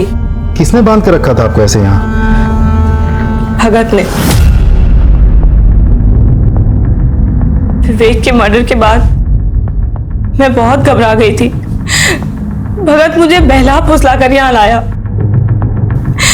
और मेरे साथ जबरदस्ती करने लगा। अरे आपके चाहने वाले अभी भी बहुत हैं। मैं हूं ना। जब मैंने उसे रोका तो उसने मुझे यहाँ बांध के रख दिया। आप चंदन ठाकुर को जानती हैं? जी। चंदन ठाकुर और विवेक के बीच में क्या दुश्मनी थी? चंदन ठाकुर एक बार हमारे घर आया था। विवेक! चले किधर? ये जाओ उधर। विवेक! कौन है आप लोग? अरे बाहर निकल! ये घर में कैसे घुसा है? बाहर निकलिए, चलिए बाहर निकलिए। विवेक कहाँ है? आप लोग पहले घर से बाहर निकलिए। जैसे जितना पूछ रहे उतना जवाब दो। विवेक कहाँ है? वो इस वक्त घर पे नहीं है, आप लोग घर से बाहर निकलिए फौरन। विवेक के साथ फेरे क्या पड़े? बहुत जुबान चलने लगी तेरी। हाँ? देखो अपनी औकात में रह, समझी? बदतमीजी से बात मत करो मुझसे। बदतमीजी? ये ले, क्या करेगी बोल? बदतमीजी मत करो मुझसे। बदतमीजी तो अब बताता हूँ तुझे क्या बोलती। इसे कहते हैं बदतमीजी, समझी? और विवेक आया तो कह देना कि तेरे तो कपड़े फाड़े हैं, उसे पूरा चीर दूंगा, समझी? जब मैंने विवेक को सारी बातें बताई तो विवेक चंदन पे बहुत गुस्सा हुए थे। चंदन ठाकुर ने तेरे साथ बदतमीजी की है ना, उसे मैं तेरे सामने घसीट कर लेकर आऊंगा। तेरे पैरों पे गिर के वो नाक रगड़ के माफी मांगेगा। विवेक मुझसे बहुत प्यार करते थे। वो तो बस यही चाहते थे कि चंदन को मेरे सामने लेकर आए। चिंता मत करो, चंदन का मर्डर करके मैं एक और गैंगवार नहीं शुरू करूंगा, लेकिन उसको उसके किए की सजा मिलनी चाहिए, तभी मेरे मन को शांति मिलेगी। तुम सच कह रहे हो ना? तुम्हारी कसम। I am pregnant. क्या? ये बात तुमने मुझे पहले क्यों नहीं बताई? मैं बस यूं गया और यूं आया। तुम फिक्र मत करो, चंदन ठाकुर पहले तुमसे माफी मांगेगा, फिर हम सेलिब्रेट करेंगे।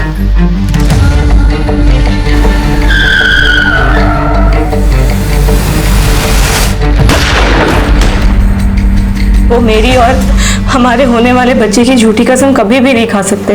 अच्छा, भगत का नंबर तो होगा आपके पास? हाँ सर, पर भगत ने अपना और मेरा फोन और सिम दोनों ही डिस्ट्रॉय कर दिया विवेक के मर्डर के बाद। विवेक चंदन को नहीं मारना चाहता था। विवेक ने हवा में फायर किया, करेक्ट? लेकिन विवेक को गोली लगी। गोली किसने लगाई? हमारे पेट्रोलिंग कांस्टेबल। फिर ये दूसरा बंदा है और उसके बाद ये विवेक को यहां से लेके जाने की कोशिश कर रहा था, लेकिन भगत ने आगे इसके कान में कुछ फुसफुसाया।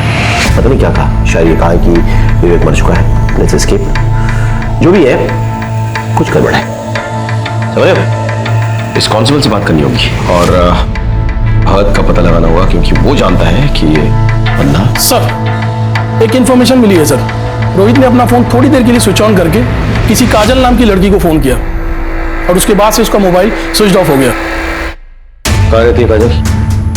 रोहित तो सोशल मीडिया स्टार है।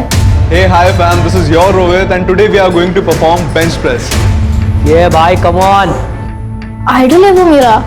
हम लोग साथ में वीडियो भी बनाने वाले थे। हम एक वीडियो साथ में बनाएंगे। उसका कॉल आया था मुझे, कह रहा था कि गलती से किसी रसूख वाले का वीडियो बना लिया उसने और वो लोग उसके पीछे पड़े हैं, तो एक रात के लिए छुपने की जगह चाहिए थी उसे, तो मैंने उसे अपने अंकल की दुकान पर छुपा दिया।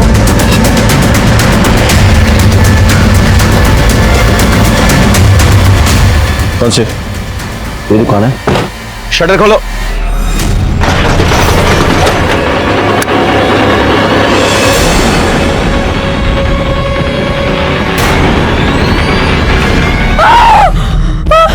देखो, इन्हें ले जाओ यहाँ से। बहुत बेरहमी से मारा है। केस तो उलझ गया अभिषेक।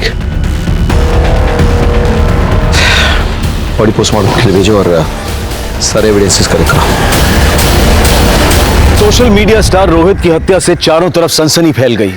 डरे सहमे शहर में मानो आतंक फैल गया। सड़क पर हुए हत्याकांड की तहकीकात चल ही रही थी कि उसी केस से जुड़ी रोहित की हत्या ने इस पेचीदा केस को और भी उलझा दिया। किसी की जान लेने के लिए एक गोली भी काफी होती है, लेकिन जब गोलियों की बौछार करके किसी की हत्या की जाए तो इसका मतलब होता है कि मारने वाला या तो कुछ साबित करना चाहता है या फिर वो अपनी गहरी नफरत का इजहार कर रहा है। इस केस में वाकई हुआ क्या था, आइए देखते हैं। सर, सेक्टर 2 शूटआउट में भगत शामिल था। रागिनी को बंधक भी भगत नहीं बनाया था। सर, मुझे तो लगता है रोहित का मर्डर भी भगत नहीं किया होगा। भगत क्यों रोहित को मारना चाहेगा? सर, भगत रोहित की बाइक लेके गया था। मेरी बाइक ले जाओ ना, हेलमेट भी है उस पे, ये लो चाबी। तो हो सकता है रोहित के पास भगत के बारे में कुछ ज्यादा ही जानकारी थी, जो आगे चल के भगत के लिए खतरनाक साबित हो सकता था। भगत वैसे भी हमसे भाग ही रहा था, हमारे रडार पे था वो। हम कैसे भी करके अगर रोहित तक पहुंच जाते तो शायद रोहित भगत के बारे में सारी जानकारी हमें दे देता और भगत का गेम ओवर हो जाता। अच्छा, ये सेक्टर 2 शूटआउट में जो कांस्टेबल इन्वॉल्व था वो कब आ रहा मिलने? सर, वो कल सुबह पुलिस स्टेशन आ रहा है। सर, चंदन ठाकुर ने मुझे 2 लाख रुपए देने का वादा किया कि जब विवेक उसे किडनैप करने आएगा तो मैं उसे मार दूं। और सर, जब वो विवेक उसे किडनैप करने आया, उसने पहले हवा में फायर किया और मैंने मौका पाते ही विवेक पे गोलियां दाग दी और ऑन द स्पॉट मर गया। मगर ये मदन गड़बड़ कर गया, इसने डर के मारे चंदन पे गोलियां चला दी सर, और वो भी वहीं मर गया। जो मेरे पैसे तो नहीं मिले सर, अब मेरी नौकरी भी जाएगी सर। प्लीज सर, गलती होगी सर। क्या इस प्लान में विवेक की पत्नी शामिल थी? और इसका लीजिए sir, please sir, forgive me sir. Ragini ji, जब भगत आपको यहाँ से ले गया और बंधक बना के रखा, तब उसकी बातों या चाल से आपको कुछ अंदाजा हुआ कि वो कहाँ जाने वाला था, किससे मिलने वाला था, क्या करने वाला था? जी नहीं। याद कीजिए रागिनी जी, प्लीज। जाने से पहले आखिरी बार उसने आपसे क्या कहा था? यही कि मैं 2 पैक मार कर आता हूं, फिर तुझसे प्यार करता हूं जी भर के।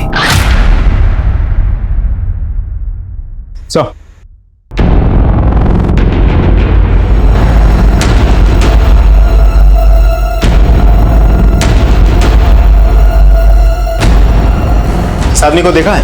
हाँ सर, आया था 1-2 दिन पहले। सर, जब लास्ट टाइम आया था तो पैक मारा और फिर यहाँ से चला गया। फिर वापस सर आया तो बोला कि मोबाइल मेरा खो गया, अर्जेंट कॉल करने। फिर मेरे ही सर मोबाइल से कॉल किया और एक गाड़ी आई, फिर उसमें बैठ कर चला गया। कौन सा नंबर पे फोन किया था? और एक्चुअली क्या है कि नंबर तो बहुत आते रहते हैं, नंबर याद नहीं है। ध्यान से देखिए, क्या पता नंबर मिल जाए। तो सॉरी, डिलीट हो गया सर। कोई बात नहीं, मुझे आपका नंबर मिल सकता है? Sure sir. Hello, sub inspector Abhishek Tripathi बोल रहा हूँ। मैं आपको एक नंबर भेज रहा हूँ, उस नंबर के पिछले 1 हफ्ते की कॉल डिटेल्स चाहिए मुझे। सर, बार मैनेजर की कॉल रिकॉर्ड्स आ गई है। भगत ने उसके नंबर से जिस नंबर पर कॉल किया था, वो नंबर किसी मनोज शास्त्री के नाम पर रजिस्टर्ड है। मनोज शास्त्री? सर, ये नंबर आपका है? जी सर, ये नंबर मेरे नाम पे है, पर मेरे पास नहीं है। तो फिर किसके पास है?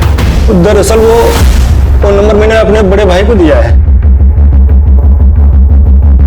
बड़े भाई? कौन बड़े भाई?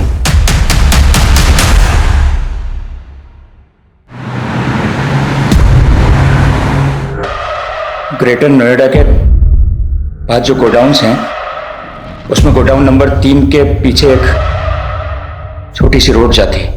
वहां आगे जाके लेफ्ट में एक छोटा सा मकान है, भगत आपको वहीं मिलेगा। और वो तीसरा आदमी मदन? उसे भी मैंने वहीं भेजा है, भगत के पास।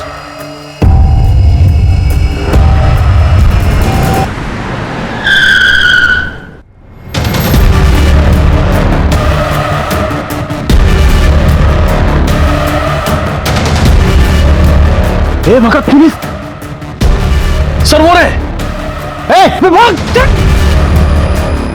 रुक रुक रुक रुक रुक।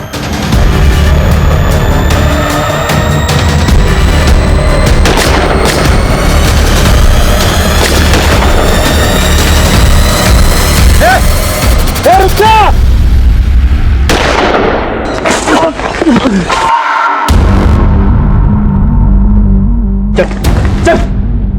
क्यों किया था? ऐसा क्यों किया तूने? बोल बोल, क्यों किया तूने ऐसा? साहब, ठाकुर ने मुझे अपनी तरफ मिला लिया था। विवेक भैया की गर्लफ्रेंड नंदिता मैडम को भी मैंने इस प्लान में शामिल कर लिया था। उनके कहने पर ही विवेक भैया गोवा से नोएडा अपनी पत्नी से मिलने आए और हमने ठाकुर को किडनैप करने का प्लान बनाया। ठाकुर को किडनैप करके माफी मंगवाना हमारा मकसद नहीं था साहब। हम तो चाहते थे कि इस गहमा गहमी में विवेक भैया फंस जाएं। लेकिन मदन ने ठाकुर को मार दिया। हमारा प्लान फेल हो गया साहब। कहाँ मिलेंगी नंदिता? नंदिता कहाँ मिलेगी? गोवा में आराम बोली बीच के पास। गोवा पुलिस से कांटेक्ट करो, नंदिता को अरेस्ट करने का इंतजाम करो।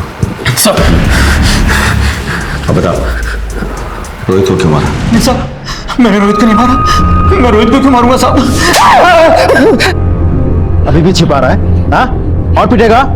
बोल, रोहित को क्यों मारा, कैसे मारा, किसकी मदद से मारा, बोल। साहब आपको सब कुछ तो बता दिया। अगर मैं रोहित को मारता तो वो भी बता देता ना साहब। भगवान का मैंने रोहित को नहीं मारा साहब। क्या इस प्लान में विवेक की पत्नी शामिल थी? नहीं सर, वो तो सीधी सादी औरत है।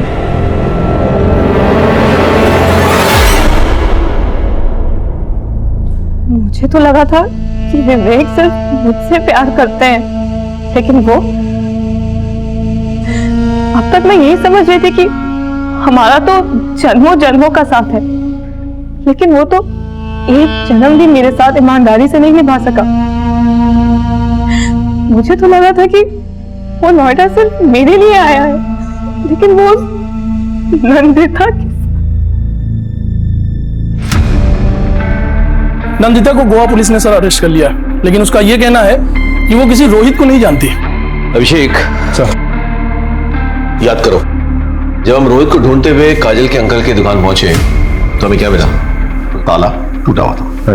यानी कि कोई जबरदस्ती दुकान में घुस आया था और उसने रोहित को मार डाला। लेकिन सोचने वाली बात यह है कि यह जगह रोहित के रोज के जाने वाली जगह नहीं थी। शायद वो पहली बार गया था। तो किसी को कैसे पता कि रोहित वहां है? Important point. अब ये सोचो कि काजल के अलावा और कौन जानता था कि रोहित उस दुकान में छिपा हुआ है? रोहित दुकान में छिपा हुआ था, ये बात तुम्हारे अलावा और किसी को पता था?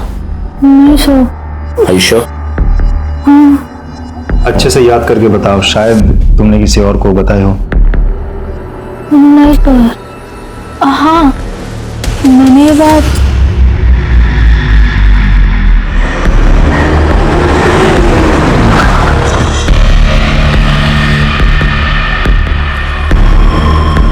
धीरज, तुमसे कुछ पूछताछ करनी है हमें।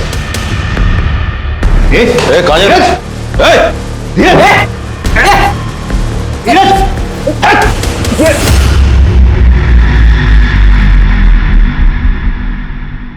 सर मैं सच बताता हूँ, मुझे माफ कर दीजिए सर। मैं बस दबंग बनना चाहता था। क्यों? क्योंकि गली मोहल्ले में आते जाते लोग मुझे परेशान करते थे सर, मेरा मजाक उड़ाते थे और मैं कुछ नहीं कर पाता था। फिर मैंने एक दिन मनदीप भैया को देखा, लोगों ने सलाम दुआ कर रहे थे, उनके पैर छू रहे थे। मैंने सोचा मुझे भी ऐसी इज्जत चाहिए, इसलिए मैंने उनसे दोस्ती कर ली। अपनी काबिलियत और मर्दानगी साबित करने के लिए उन्होंने मुझे रोहित को मारने का काम दिया। इसे जानता है? नहीं भैया। इसे मारना है, इसे ढूंढ और जैसे ही दिखे मुझे खबर कर। इत्तेफाक से रोहित को मेरी गर्लफ्रेंड काजल ने उसके अंकल की दुकान पर छुपा कर रखा था। धीरज, पता है आज क्या हुआ? क्या हुआ? वो सोशल मीडिया स्टार है ना रोहित, तुम्हारा दोस्त, उसका कॉल आया था मुझे, मुझसे हेल्प मांग रहा था। उसे ना एक रात के लिए छिपने की जगह चाहिए थी, मैंने उसे छिपा दिया अपने अंकल की दुकान पे। मैं गया वहां पे, मैंने दुकान का ताला तोड़ दिया। धीरज तू? सर मुझे माफ कर दीजिए सर, सर मुझे माफ कर दीजिए। बताता हूँ साहब, वो रोहित एक नंबर का चीटर था साहब। उसने मुझसे 30 लाख रुपए लिए थे साहब, और अपने किसी दोस्त के नाम पर प्रॉपर्टी में इन्वेस्ट किया। वहां उसका पैसा डूब गया, और जब मैंने उससे अपना पैसा मांगा साहब मुकर गया साहब वो। साहब इसके लिए मैंने रोहित को धमकी दी, तो रोहित ने सरताज भाई और विवेक से प्रोटेक्शन लिया, लेकिन मैं घात लगाए बैठा हुआ था। शूट आउट में विवेक की मौत हुई, फिर उसे बचाने वाला कोई नहीं था साहब। और धीरज भी काफी दिनों से मेरे पीछे पड़ा हुआ था कि मुझे दबंग बनना है। मैंने सोचा कि जब पराई लाठी से सांप मरता है तो अपनी लाठी का इस्तेमाल करने की क्या जरूरत। अब मैंने धीरज को बोल दिया कि तू मार दे रोहित को। तुझे तो मैं ऐसी सजा दिलवाऊंगा, कोई भी कमीना कभी भी मासूमों को अपराध की राह पर डालने से पहले 10 बार सोचेगा।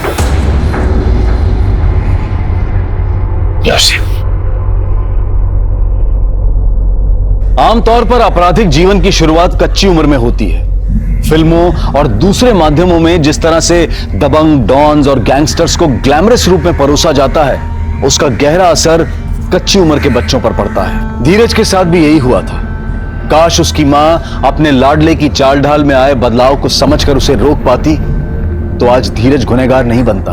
वहीं दूसरी तरफ सोशल मीडिया स्टार रोहित ने पहले तो पेशेवर अपराधियों से 30 लाख रुपए लिए, और जब उसे लौटाने का मौका आया तो उसने एक दूसरे बड़े डॉन से लेनदारों के खिलाफ प्रोटेक्शन ले लिया, बिना ये सोचे समझे कि ये गैंगस्टर्स और ये सो कॉल्ड डॉन्स जब खुद अपने आप को हमेशा के लिए कानून से नहीं बचा कर रख सकते हैं तो किसी और की सुरक्षा क्या करेंगे। और अंत में वही हुआ।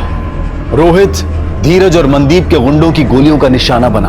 अपने घरों में अपने बच्चों की संगत पर नजर रखें, उनके चाल चलन में आ रहे बदलाव को अनदेखा ना करें, और अपने घर में, अपने समाज में ऐसा वातावरण बनाएं कि इनकी अगली पीढ़ी के आदर्श वाकई में आदर्श व्यक्ति हो। अब मैं अनूप सोनी आपसे विदा लेता हूं।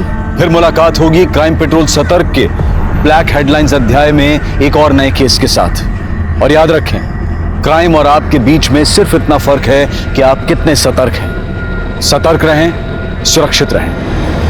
जय हिंद। इस तरह के और भी एपिसोड देखने के लिए हमारे चैनल को सब्सक्राइब करें और बेल आइकन दबाना ना भूलें।